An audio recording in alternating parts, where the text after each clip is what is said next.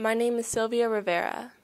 I was born as Ray Rivera, and this is the story of the queens in exile. When I was 3 years old, my mother committed suicide. She poured herself a glass of rat poison and then added some to my milk. My father had a drug addiction and threatened to kill us on multiple occasions. I was therefore removed from my home and sent to live with my grandmother. My grandmother is a prejudiced woman who rejected me because my father was Puerto Rican, and also because she wanted to care for my sister, but she got me instead. The first time I was harassed for my feminine behavior was at recess in the 6th grade. I used to put makeup on during the bus rides and told my teachers that my grandmother allowed it. A notorious bully called me a faggot, and although I had no idea what the term meant, I beat him up. As a teenager, I began to struggle with my social differences even more. I tried every drug available on the streets of New York. Speed, alcohol, heroin, LSD, and crack were shared among tight-knit drag queen communities. Once high, we'd start talking about politics and about when things were going to change for us as human beings. To earn money, I learned to sell my body on the street corner. I was caught in the act of prostitution twice by undercover police, but both times I was able to run away without further prosecution. The only time I did jail was for the possession of heroin. Gays and transsexuals were automatically separated in prison, but some men claimed they were homosexual in order to gain access to sex.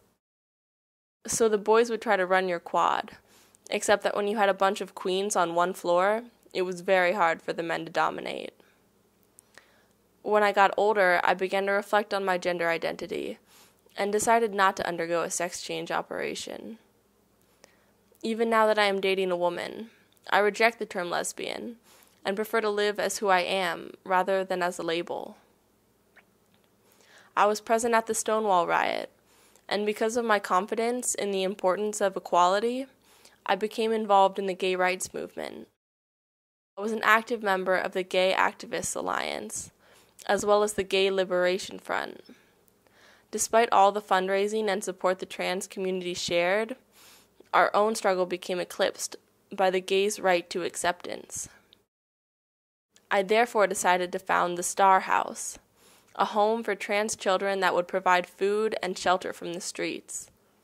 Our first building was funded by the mafia, which, disregarding a tendency for violent behavior, has always supported our cause.